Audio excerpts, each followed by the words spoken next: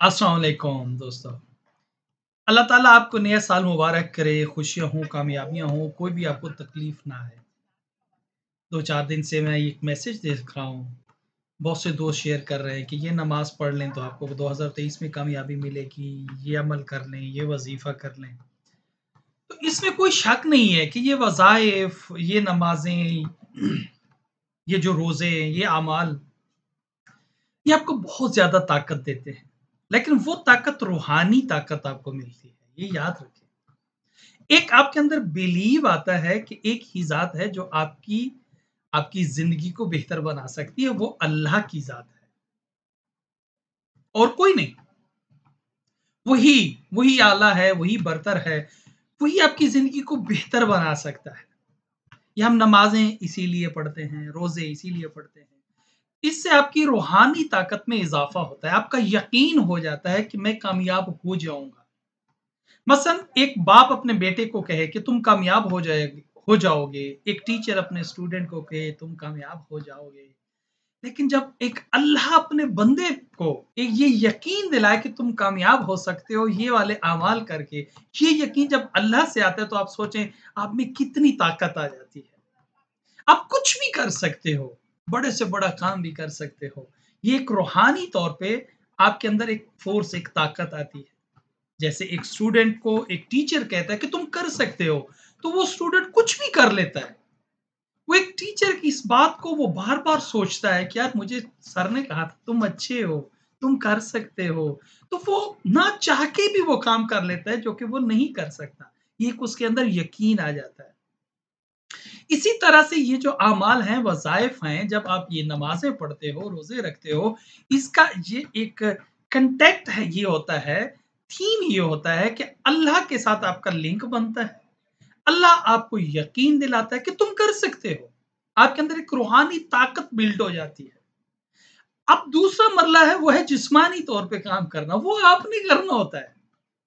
जैसे मैंने आपको सादा-सी मिसाल दी कि एक टीचर जब अपने स्टूडेंट को यकीन दिलाता है, तो टीचर थोड़े ही जाता है फील्ड में उसके साथ काम करने के लिए। एक बाप अपने बेटे के साथ थोड़े ही जाता है कि तुम आओ मैं पढ़ूँगा तुम ये करो। बाप तो नहीं करता। बाप यकीन दिलाता है, टीचर यकीन दिलाता है, बाप रास्ता दिखाता है, टीचर रास्ता दिखाता है। ये एक मैं छोटी-सी एक मामूली-सी एग्ज़ाम्पल दे रहा हूँ।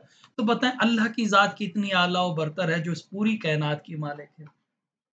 जब आपको ये यकीन हो जाता है कि वो ज़ात मेरे साथ है, वही मुझे रास्ता दिखाएगी, वही मुझे डायरेक्ट करेगी, वही ज़ात मेरे साथ है, वो एक यकीन आपको इन अमाल, इन वज़ाइफ से मिलता है।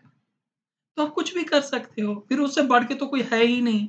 एक आम-सा इंसान वो थोड़ी-सी आपको तसल्ली दे दे, उससे आप एक कामयाबी हासिल करने के लिए आगे स्टेप उठा लेते हो।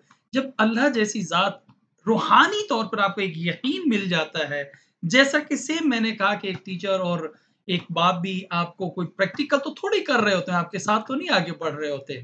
वो काम तो नहीं कर रहे होते जो आप कर रहे होते हो, प्रैक्टिकल तो फिर भी आपने करना होता है। तो ये वज़ाइफ़ आपको रूहानी तौर पर स्ट्रॉन्ग करते हैं। अब मैं आपको माज़रत से बताऊँ कि 80 से 90% लोग ऐसे हैं जिनको अपना पता ही नहीं होता कि उन्होंने करना क्या है, लेकिन वो अमाल पे ज़ोर लगा रहे होते हैं।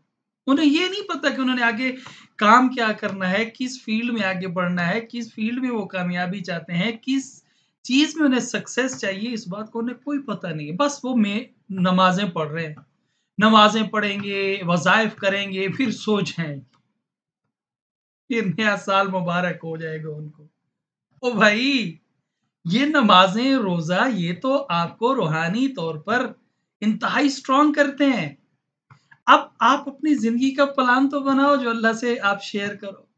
अल्लाह से दुआ करते वक़्त वो बातें तो अल्लाह से शेयर करो। फिर जब वो बातें या वो प्लान अपना शेयर करोगे तो फिर उस पे अमल करने का प्लान तो बनाओ, कि अगले आने वाले साल 2023 के पहले माह में मैं ये करूँगा। दूसरे माह में मैं ये करूँगा, तीसरे माह में मैं अल्लाह ये करूँगा। तुमसे बड़ी ताकत और नहीं है, तू मेरे साथ है, मुझे कामयाबी देना।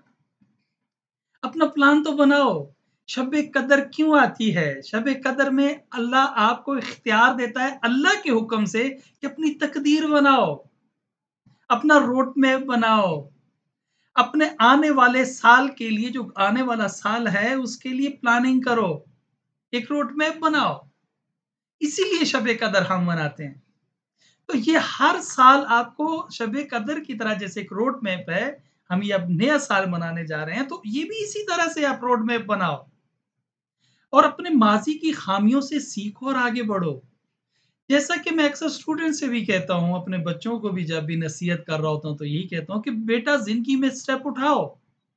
ये मत सोचो कि ये मैं कदम उठाऊँगा, ये मसला हो जाएगा, लोग मुझे ये कहेंगे, फलाँ ये कहेंगे, पता नहीं क्या हो जाएगा। ये मत सोचा करो, ये मत सोचो। स्टेप उठाओगे, पहली जो गलती आप करोगे, वही आपकी पहली कामयाबी है। जब आप एक स्टेप ही नहीं उठाएँगे, तो आपको कैसे पता चलेगा कि यार इसमें ख़ामी कब आएगी, कौन-सी मैं गलती करूँगा, कौन-सी मैं मिस्टेक करूँगा और कहाँ पे मैं गलत कर रहा हूँ, मैं कौन-सी भूल कर रहा हूँ, मुझसे कौन-सी भूल हो रही है।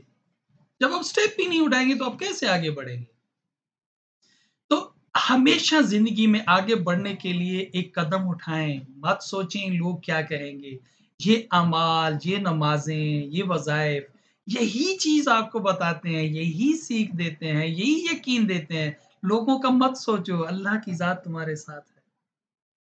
जब आप ये अमाल करते हो, वज़ाइफ करते हो, जब आप नमाज़ें पढ़ते हो, ये क्या इंडिकेट करता है कि अल्लाह की ज़ात तुम्हारे साथ है। छोड़ो लोग जो भी कहते हैं, कहने दो लोगों को, लोग तो कहते रहेंगे। उनकी बातों में मत आओ। तो मेरा रिक्वेस्ट है आप लोगों से कि प्लीज़ ये जो नया साल है, आज आप ज़रूर एनालिसिस करें, ज़रूर सोचें कि आपने क्या खोया, क्या पाया। आपने माज़ी में गलतियाँ कहाँ की, अब नहीं करनी। स्टूडेंट्स आगे बढ़ें। जो अपने बिज़नेसमैन हैं, वो अपने बिज़नेस को आगे करने के लिए कोशिश करें। अपनी इस्लाह करने की कोशिश करें और इसी चीज़ से इंशाअल्लाह अल्लाह आपको तरक्की देगा और आपकी ज़िंदगियों में खुशियाँ आएँगी। बहुत शुक्रिया। Thank you very much.